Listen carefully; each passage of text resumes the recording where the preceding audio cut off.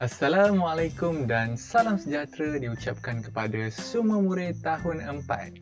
Kita bertemu kembali untuk subjek Bahasa Melayu dan kali ini kita masuk kepada tajuk penilaian. Okey, jadi apa yang kita nak nilai pada kali ini?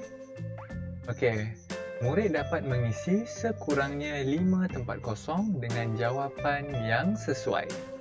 Okey, jadi tempat kosong apa yang murid kena isi sebelum kita masuk kepada chapter baru ataupun topik baharu.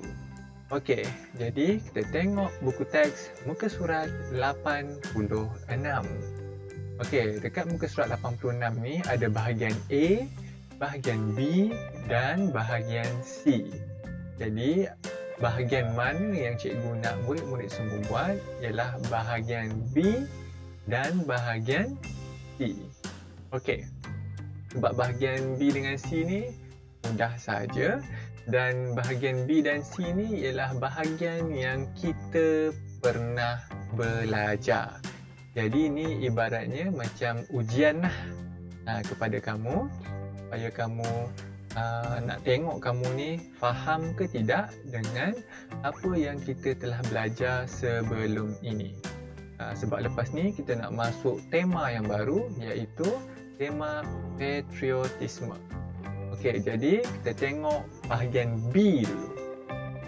Okey, isi tempat kosong dengan kata berimbuhan yang sesuai. Okey, jadi tempat kosongnya ialah yang ada pensel warna oranye tu. Dan perkataan berimbuhannya ialah yang dipetak yang berwarna biru itu. Okey, perkataan berimbuhan dia ialah tersusun, memasak, menjimatkan, diperbuat, mempunyai, peralatan, pengisar, disediakan. Okey, jadi perkataan berimbuhan ini, kata-kata berimbuhan ini, murid perlu masukkan isi tempat kosong tersebut dengan jawapan yang sesuai. Okey, selalunya kalau soalan seperti ini adalah soalan pemahaman bahagian B iaitu soalan subjektif. Selalunya akan ada keluar soalan yang sebegini. Jadi murid isi tempat kosong dengan jawapan yang sesuai. Okey, boleh? Ini adalah bahagian B. Okey, jadi bahagian C pula. Okey, lengkapkan peta pokok di bawah dengan kata bilangan yang betul. Okey, peta pokok ni ialah yang murid nampak ni, pecahan dia kata bilangan. Kemudian dia ada pecahan 5 daripada kata bilangan tersebut. Jadi, okey, kata bilangan ni dulu kita dah pernah belajar dan kalau murid terlupa, murid boleh tengok balik murid punya latihan ataupun murid boleh tengok balik video cikgu di YouTube. Okey, sebagai contoh kalau murid-murid semua terlupa apa itu kata bilangan. Okey, bilangan ni ialah kata bilangan yang boleh kita bilang dan sama ada ianya tentu, tak tentu, himpunan, pisahan atau pecahan. Okey, cikgu bagi contoh lah. Okey, untuk tentu. Kalau bilangan yang tentu adalah bilangan yang muktamad. Okey, contohnya 1, 2 ataupun 5, 6. Itu adalah bilangan yang tentu. Kita dah tahu dah. Okey, 2. 2 lah. Tu tentulah tu. Memang bilangannya 2. Tapi kalau tak tentu, contohnya banyak. Okey, banyaknya buah oren dekat situ. Banyak, tapi kita tak tahu berapa banyak.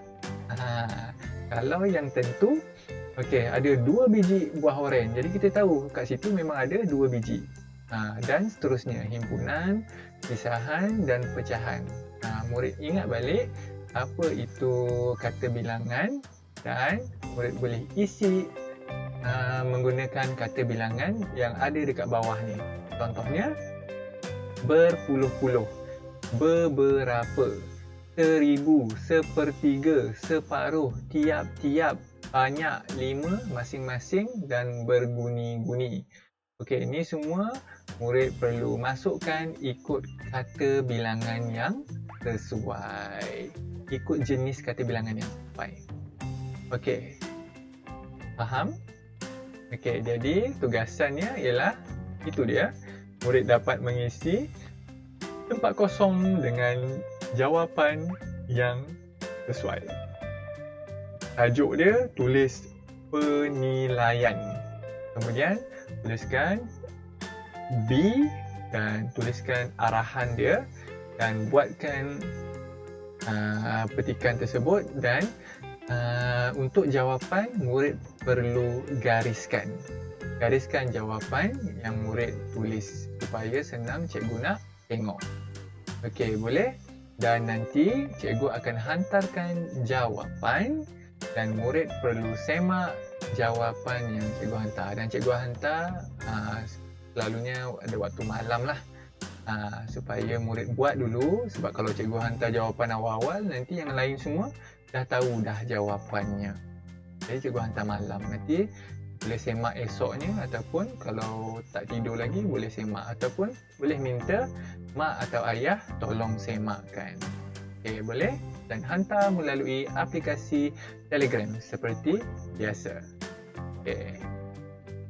Selamat menjawab. Bye-bye.